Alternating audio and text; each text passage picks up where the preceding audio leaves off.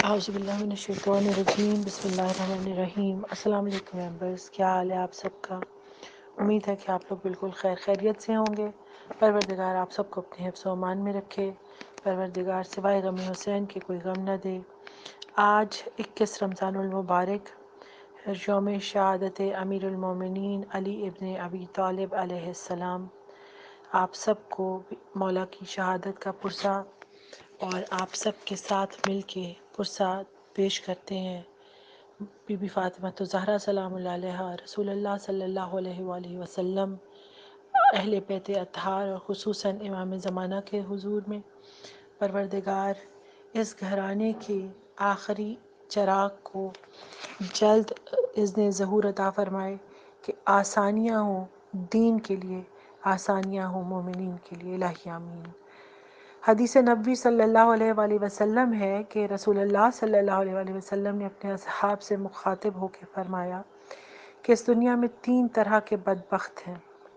اصحاب نے پوچھا یا رسول اللہ ان بدبختوں کی نشانیاں فرمائیے۔ آپ صلی اللہ علیہ وآلہ وسلم نے فرمایا کہ پہلا بدبخت وہ ہے کہ جس کی زندگی میں ماہ رمضان المبارک آئے اور پھر بھی وہ گناہ گار مر جائے۔ اللہ اکبر۔ یعنی کہ ہم لوگ کہ ہماری زندگیوں میں اگر کسی کی زندگی کم سے کم 30 سال ہے تو ان 30 سالوں میں پہلے 10 یا 15 سال نکال بھی دیے جائیں، مرد ہے تو 14 سال اور عورت ہے تو 9 سال، تو کم از کم 20 سال یا کے قریب 16 سال کے قریب بنتے ہیں جو رمضان آتا ہے زندگی میں اور اس کے باوجود کوئی گناہ گار مر جائے تو وہ بدبخت ہے۔ پھر آپ نے فرمایا کہ دوسرا بدبخت وہ ہے کہ جس کے والدین زندہ ہوں اور وہ گناہ گار مر جائے۔ اللہ اکبر۔ اصحاب نے فرمایا، اصحاب نے کہا اللہ اکبر، یعنی کہ یہ وہ بات ہے کہ ظاہر ہے کہ والدین سب کے ہوتے ہیں۔ یہاں پہ ایک چھوٹا سا واقعہ سناتی چلوں کہ ایک عالم دین تھے، عرفانیات میں ان کا بڑا مقام تھا، صاحب عرفان تھے وہ، اور ان کو عالم برزخ کی ان کی برزخی آنکھ کھلی ہوئی تھی۔ انہوں نے ایک شخص تھا جو بڑا دیندار تھا اور وہ مرا، اور اس کی تلقین پڑھنے کے لیے جب اس کی قبر میں اترے تو دیکھا کہ شیطان کے بچے اس کی قبر میں کھیل رہے ہیں، اور جب سے تلقین پڑھی اور کہا من ربوں کا اور سارا کچھ اس کو بتایا، جیسا کو بتا رہا تھا کہ سنو اور سمجھو، تو وہ اس کے منہ بند تھا لیکن اس کے اندر سے آواز آ رہی تھی لا، یعنی وہ نہیں کہہ رہا تھا۔ یہ بڑے پریشان ہوئے، یہ باہر نکلے قبر سے اور کہا کہ ابھی اس کو دفنانا نہیں ہے، مٹی مت ڈالنا، اور پوچھا کہ اس کے ماں باپ یا اس کے گھر والوں میں سے کون ہے۔ پتہ چلا کہ ماں باپ زندہ ہیں۔ یہ باپ کے پاس گیا اور باپ سے جا کے پوچھا کہ تمہارا بیٹا بڑا دیندار تھا، کوئی اس کی بات جو بری تھی؟ اس نے کہا نہیں ٹھیک ہے۔ اس نے کہا نہیں، کچھ ایسا ہے جو تمہارے اور اس بچے کے درمیان میں تھا، کیا پریشانی تھی؟ تو کہا کہ میرا بچہ بڑا دیندار تھا، یہ اپنے علاقے کا امام مسجد تھا، لوگ اس کی بہت عزت کرتے تھے، تو اس کو یہ خناس ہو گیا تھا کہ میں بڑا سمجھدار اور بڑا دیندار ہوں اور مجھے بڑا کچھ پتہ ہے، تو یہ مجھے ہر بات پہ کہتا تھا آپ کچھ نہیں جانتے، آپ کو کچھ پتہ نہیں ہے، آپ جاہل ہیں، اور یہ بات مجھے بڑی تکلیف دیتی تھی اور میں اس بات پہ سے میرا دل تنگ تھا۔ تو انہوں نے عالم دین نے کہا کہ اپنے بیٹے کو معاف کیجئے کہ اس کی قبر میں اس وقت عذاب کے آثار شروع ہو چکے ہیں۔ تو آپ، اس نے کہا اچھا ٹھیک ہے میں معاف کر دیتا ہوں۔ اس نے کہا نہیں، آپ کا منہ سے یہ کہنا کہ میں اپنے بچے کا یہ گناہ معاف کرتا ہوں بہت ضروری ہے۔ یہاں پہ یہ پیغام ہے آپ سب کے لیے کہ معاف کریں جانے والوں کو، کہ ان کو معاف نہ کرنا آپ کے لیے بھی مشکل بن جائے گا، کیونکہ جو گیا ہے دنیا سے، وہ چاہے ہمارے ماں باپ میں سے، بہن بھائیوں میں سے، خدا نخواستہ اولاد میں سے ہے، اس کی کسی چیز کو، کسی اس کی تکلیف دہ الفاظ کو آپ یاد کرتے رہتے ہیں یا آپ معاف نہیں کرتے تو وہ قبر میں عذاب میں پڑا ہوا ہے۔ اس کو معاف کرنا بہت ضروری ہے۔ منہ سے کہیے کہ میں نے فلاں غلطی اپنے فلاں پیارے کی معاف کر دی۔ پھر اصحاب نے سے فرمایا کہ تیسرا بدبخت وہ ہے کہ جس کے سامنے میرا نام لیا جائے اور وہ مجھ پہ اور میرے اہل بیت پہ درود نہ بھیجے۔ درود بھیجیے کامل، اللہم صلی علی محمد وآل محمد وعجل فرجہم۔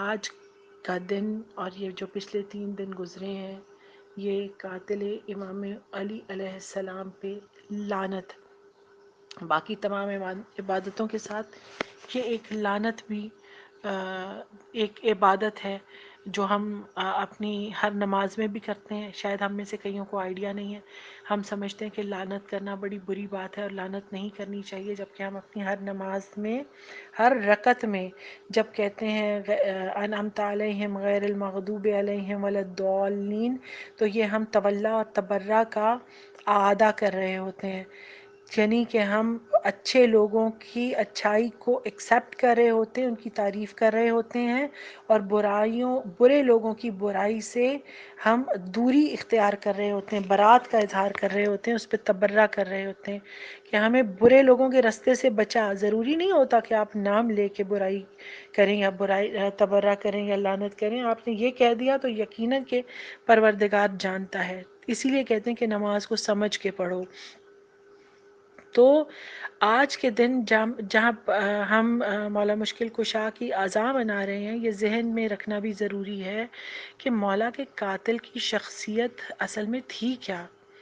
وہ مولا کہ جن کی ولادت ایک عظیم معجزے کے ساتھ ہوئی ہے، جو کعبہ میں جن کی ولادت ہوئی ہے، اس واقعے کو آپ نے سب نے پڑھا ہوا ہے، اور جن لوگوں نے نہیں پڑھا وہ ایک دفعہ کھول کے کتابیں پڑھیں.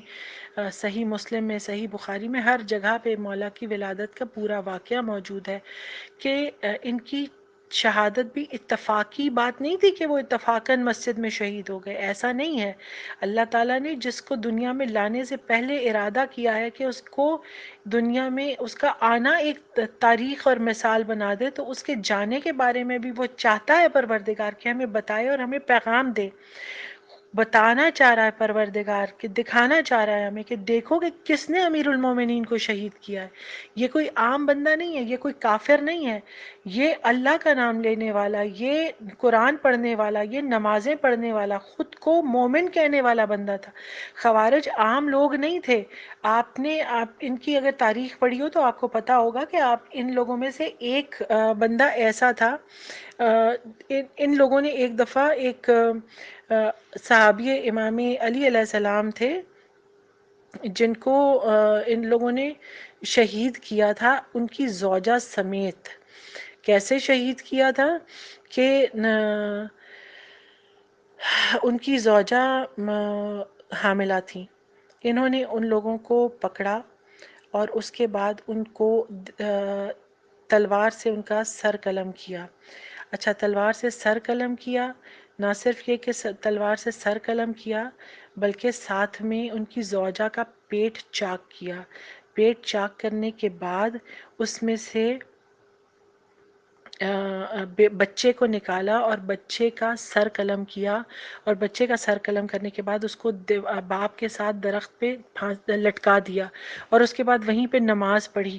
اور نماز پڑھنے کے بعد ان ساتھیوں میں سے ایک جو ہے، ان خوارج کا قاتلوں کا ساتھی جو تھا، اس نے کھجور ایک درخت پہ سے اتار کے کھائی تو سارے اس کے پیچھے پڑ گئے کہ تم نے مالک کی اجازت کے بغیر کھجور کاٹ لی، کھانی شروع کر دی ہے، تم جہنم میں جاؤ گے. یعنی کہ اور ان صحابی کا اور ان کا قصور کیا تھا کہ وہ علی علیہ السلام کے ماننے والے تھے.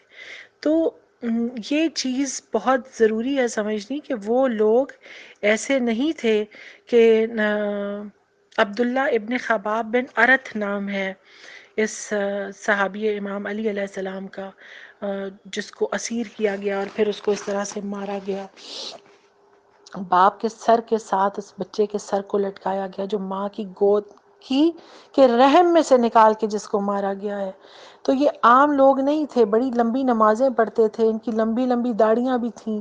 انہوں نے مولا علی پہ جنگ صفین میں تلوار کھینچی تھی اس وقت جس وقت کہ قرآن تلواروں پہ اٹھایا گیا تھا، نیزوں پہ اٹھایا گیا تھا، اور مولا مشکل کشا نے کہا تھا کہ یہ شیطانی کر رہے ہیں.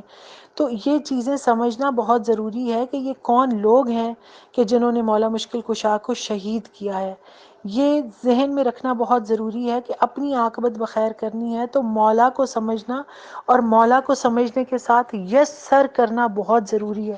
ہم میں جو اپنی میں اور اپنی عقل کا استعمال بہت ضروری ہم سمجھتے ہیں نا، اپنے والدین کے سامنے بھی، اپنے استادوں کے سامنے بھی، اور بدتمیزی کو ہم اپنا ترہ امتیاز سمجھتے ہیں اور اپنی اپنی خاصیت سمجھتے ہیں، یہی چیز ہم لوگوں کو امام زمانہ کا بھی دشمن بنائے گی. جو امام زمانہ کی تلوار کا شکار بنیں گے، ضرورت بہت زیادہ جوانان مومنین کے، اس کی وجہ یہی ہوگی کہ ان کو میں کا ہیضہ ہوگا. جس طرح کل بھی ہم پڑھے تھے میں مرے تو رب ملتا ہے.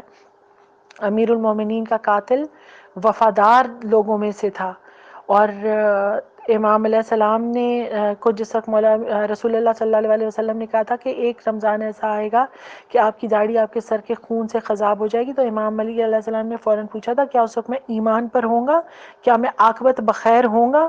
تو سمجھنے کی ضرورت یہ کہ قسیم نار الجنہ، ساقی حوض کوثر، اگر اپنی عاقبت کے بخیر ہونے کے لیے پریشان ہیں، ہمارے اپنے ایمان کے لیے پریشان ہیں، تو ہم کہاں پہ کھڑے ہیں؟ ہمارا ایمان کہاں پر ہے اور کس حد تک ہمارا ایمان کامل ہے؟ یہ سمجھنا بہت ضروری ہے، یہ دیکھنا بہت ضروری ہے کہ ہمیں امام کی اطاعت کی کس حد تک عادت ہے. اگر ہمیں امام کی اطاعت نہیں آتی تو پھر سمجھنا بہت ضروری ہے کہ ہم کہاں پہ کھڑے ہیں یا ہم کہاں جا کر کھڑے ہو جائیں گے. بہت خیال رکھیں اپنا، اور اپنے آپ کو اور اپنے بچوں کو اس چیز کی تربیت دینی ہے ہمیں کہ ہمیں امام کا فرما بردار بننا ہے. اعوذ باللہ من الشیطان الرجیم، بسم اللہ الرحمن الرحیم. یا اللہ ہو یا اول ہو یا آخر ہو یا ظاہر ہو یا باطن ہو، برحمتک استغیث ہو. بسم اللہ الرحمن الرحیم. اے اللہ، اے سب سے پہلے جو ہر چیز کے وجود میں آنے سے پہلے موجود تھا، اے اللہ جو سب سے بعد میں سب کو موت دینے کے بعد بھی زندہ اور موجود رہے گا، اے ظاہر جو سب پہ غالب ہے، جو اپنی پوری مخلوق سے بلند و بالا ہے، وہ پوشیدہ جسے دنیا کی کوئی آنکھ دیکھنے کی صلاحیت نہیں رکھتی، اپنی رحمت کے ساتھ ہماری پکار کو سن لے. آپ سب جانتی ہیں کہ الاول اللہ تعالیٰ کے صفاتی ناموں میں سے ایک ہے. الاول کے معنی ہے پہلا، سب سے پہلے، جو ہر چیز کے وجود میں آنے سے پہلے موجود تھا، ہر چیز سے اول، ہر چیز پہ غالب، ہر چیز کے بعد والا، ہر چیز کے باطن کو جاننے والا.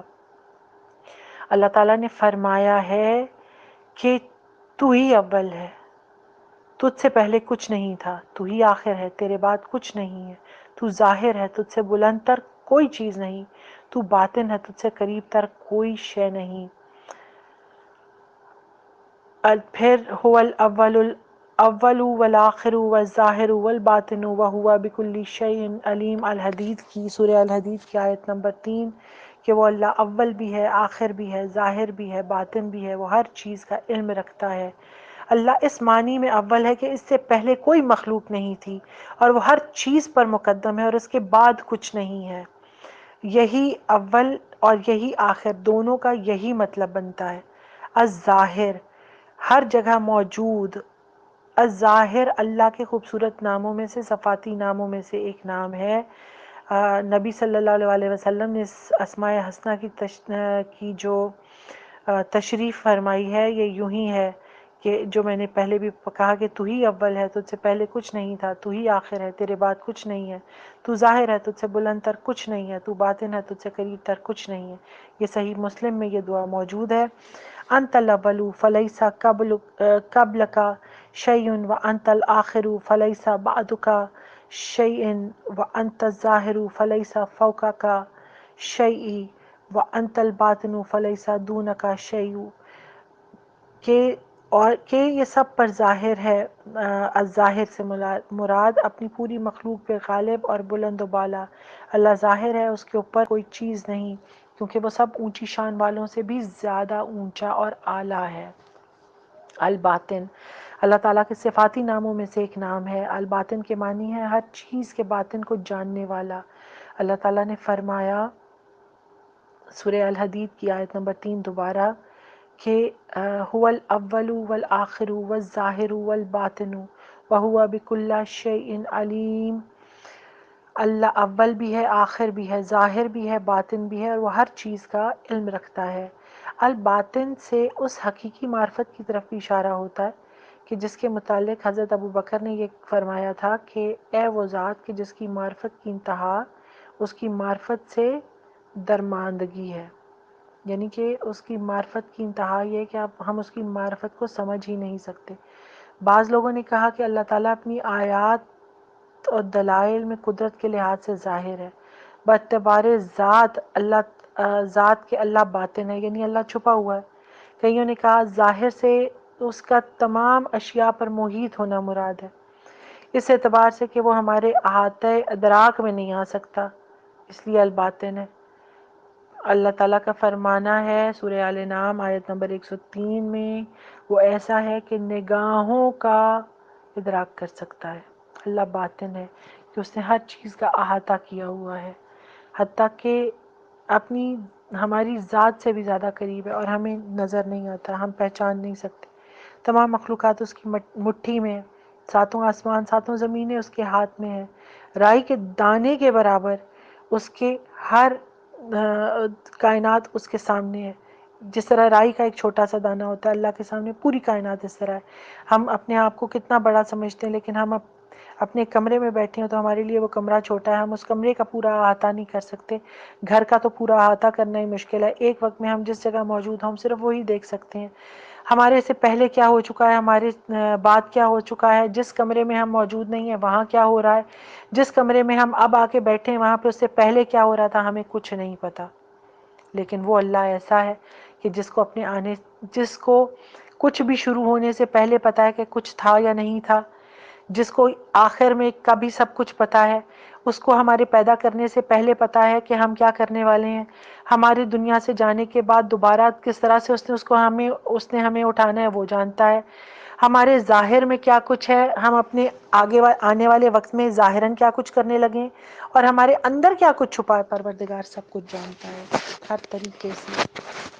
الاول پہلا، جس کا بیٹا نہ ہوتا ہو، اگر وہ 40 دن تک روزانہ 40 مرتبہ یا اولو پڑھے پورے دل کے ساتھ اور پوری اس کے کیا کہتے ہیں کہ متوجہ ہو کے، تو اللہ تعالیٰ اس کی مراد پوری کرے گا۔ الآخر، سب کے بعد روزانہ 1000 مرتبہ اس اسم الہی کو پڑھنے والے کے دل سے غیر اللہ کی محبت نکل جاتی ہے اور اس کا خاتمہ بالایمان ہوتا ہے، ایمان پہ خاتمہ ہوگا، خیر پہ خاتمہ ہوگا۔ الظاہر، آشکارا، سب پہ ظاہر، نماز اشراق کے بعد اگر کوئی شخص یہ اسم الہی 500 مرتبہ ورد کرے تو اللہ تعالیٰ اس کی آنکھوں کی روشنی لوٹائے گا اور آنکھوں میں نور دے گا اور دل میں بھی نور دے گا۔ الباطن، پنہا، پوشیدہ، روزانہ 33 ٹائمز 33 دفعہ یا باطنوں کا ورد کرنے والے سے باطنی اسرار منکشف ہونے لگتے ہیں، پڑھنے والے کے دل کو نور ملتا ہے۔ جو شخص الاولوں کو دوبارہ ہم کر رہے ہیں کہ جس شخص کا بیٹا نہ ہوتا ہو، جیسے میں نے پہلے کہا 40 دن تک 40 مرتبہ روزانہ یا اولوں پڑھے، انشاءاللہ کہ مراد پوری ہوگی۔ جو شخص مسافر ہے وہ جمعے کے دن 1000 مرتبہ یا اولوں پڑھے، انشاءاللہ جلد وطن واپسی ہوگی خیریت کے ساتھ۔ 40 شب جمعہ، ہر شب کو عشاء کی نماز کے بعد 1000 مرتبہ یہ اسم الہی یا اولوں پڑھنے والا تمام حاجتیں اس کی پوری ہو جائیں گی۔ ہر روز 11 مرتبہ جو یہ اسم الہی پڑھے تمام خلقت اس پہ مہربان ہوگی۔ جو 100 مرتبہ اس اسم الہی کو پڑھے انشاءاللہ کہ اس کی بیوی یا اس کا شوہر، ظاہر ہے کہ اگر وہ بیوی کے لیے یہ دعا کام کر رہی ہے تو شوہر کے لیے بھی کرے گی۔ اور جو ٹھیک دوپہر کے وقت 41 مرتبہ 41 ٹائمز اس اسم الہی الظاہروں کو پڑھے گا، ہر شخص اپنے دل کی بات اس سے بیان کر دیا کرے گا۔ امام علی رضا علیہ السلام فرماتے ہیں کہ اللہ کے ظاہر ہونے کا مطلب یہ ہے کہ وہ تمام چیزوں پر غالب، مسلط اور قادر ہے، اور ظاہر ہونے کا دوسرا معنی یہ ہے کہ وہ ہر اس شخص کے لیے ظاہر ہے، اللہ ہر اس شخص کے لیے ظاہر ہے جو اسے طلب کرے، اور خدا کے لیے بھی ہر چیز ظاہر ہے، اس پر کوئی چیز پوشیدہ نہیں ہے، بس کوئی بھی ظاہر خدا سے زیادہ ظاہر اور روشن نہیں ہے۔ جہاں پر بھی دیکھو اس کی صنعت اور خلقت موجود ہے، تم اپنے وجود کے اندر اس کے بہت سے آثار پاؤ گے۔ دیکھیں کتنی خوبصورت بات ہے کہ ہم یہ سمجھ رہے ہیں کہ اللہ چھپا ہوا ہے، اللہ مخفی ہے، ہمیں پتہ ہے اللہ کہیں نظر نہیں آتا، اللہ دکھائی نہیں دیتا، لیکن امام علیہ السلام کہتے ہیں اگر تم اپنے دل کی آنکھ کھول کے دیکھو گے تو تمہیں اللہ ہر جگہ پر نظر آئے گا۔ وہ کتنی خوبصورت بات ہے یہ، الآخر سب کے بعد جو شخص روزانہ 1000 مرتبہ یا آخر پڑھا کرے اس کے دل سے غیر اللہ کی محبت دور ہو جائے گی، انشاءاللہ تمام عمر کی کوتاہیوں کا کفارہ ہو جائے گا، خاتمہ بالخیر ہوگا۔ جو آخری عمر کو پہنچ گیا ہو، نیک اعمال نہ رکھتا ہو اور وہ اس میں الہی الآخروں کا ورد کرے تو اللہ تعالیٰ انشاءاللہ اس کی عاقبت بخیر کر دے گا۔ اگر کوئی شخص کسی جگہ جائے اور اس میں الہی الآخروں کو پڑھے تو وہاں پہ عزت و تکریم پائے گا۔ جو شخص اس میں الہی الآخروں کا ورد کرے دشمن سے بچنے کے لیے تو کامیاب ہوگا۔ عشاء کی نماز کے بعد جو 100 مرتبہ الآخروں کا ورد کرے انشاءاللہ اس کی آخری عمر پہلی عمر سے بہتر ہوگی انشاءاللہ۔ الظاہر، یہ ارباب مکاشفات کا ذکر ہے، یعنی جو لوگ جن پر اللہ تعالیٰ کرم کرتا ہے اور ان کی برزخی آنکھیں کھل جاتی ہیں، یہ ان کا عمل ہے، ان کا ذکر ہے۔ نماز اشراق کے بعد 500 مرتبہ یا ظاہر پڑھنے والا جو ہے اس کی آنکھوں کی روشنی اور دل کا نور روشن ہوتا ہے۔ بارش کا خوف ہو تو اس میں الہی الظاہروں کو بہت زیادہ پڑھیں تو امان ملے گی۔ کسی گھر کی دیوار پہ اس اسم الہی کو پڑھ دیں یا لکھ دیں تو دیوار سلامت رہے گی۔ اگر کوئی سرمے پہ 11 مرتبہ الظاہروں پڑھ کر آنکھوں میں لگائے تو اللہ اس پہ مہربانی کرے گا۔ جو جمعے کے دن 500 مرتبہ اس اسم الہی کو پڑھے گا اس کا باطن پر نور ہو جائے گا، دشمن مغلوب ہو جائے گا۔ الظاہروں کا ابھی ہم لوگوں نے کیا، اور اس کے بعد الظاہر ہی کی بات دوبارہ امام علی رضا علیہ السلام سے کہ اللہ سب پہ ظاہر ہے۔ اگر گمشدہ چیز کے ملنے پر یا کسی بھی سخت کام کے لیے 40 مرتبہ بڑی معذرت، یہ ہم الاولوں کی بات کریں، 40 مرتبہ 40 شب جمعہ 1000 مرتبہ الاولوں پڑھے تو تمام پریشانیاں دور ہوں گی۔ اور اہم کاموں کی انجام دہی کے لیے ہر روز صبح کی نماز کے بعد کوئی بھی کام یا بات کرنے سے پہلے 3 مرتبہ پڑھیں تو اللہ تعالیٰ کرم کرتا ہے۔ اور الباطن، نماز فجر کے بعد 33 مرتبہ پڑھیں تو اسرار الہی کو جاننے والا بن جائے گا، اور جو اس کو مستقل پڑھتا رہے وہ تسخیر قلوب اس کو حاصل ہو جائے گی۔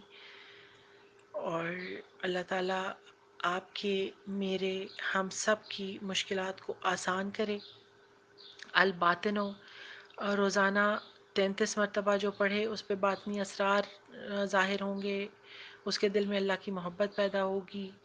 جو 2 رکعت نماز ادا کر کے هو الاول والآخر والظاہر والباطن وهو علی کل شیء قدیر پڑھے انشاءاللہ اس کی تمام حاجتیں پوری ہوں گی، اس کے خیالات باطلات دور ہو جائیں گے۔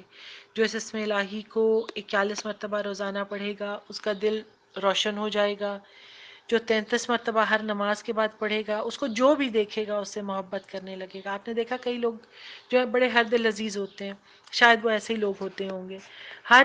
اگر کوئی ہر روز اپنے دل میں یا زبان سے 360 مرتبہ اس کا ورد عشاء یا فجر کسی بھی ایک نماز کے بعد کرے تو وہ صاحب باطن اور واقف مراد الہی ہو جائے گا۔ اگر جو کوئی کسی کو امانت سونپے یا زمین میں دفن کرے وہ کاغذ پہ یہ اسم مبارک الباطن لکھ کے ساتھ رکھ دے، یعنی آپ نے کسی کو اپنی کوئی امانت دے دی یا زمین میں کوئی چیز دفن کی اور اس کے ساتھ آپ نے الباطن لکھ کے رکھ دیا تو انشاءاللہ اس میں کوئی خیانت نہیں کر سکے گا۔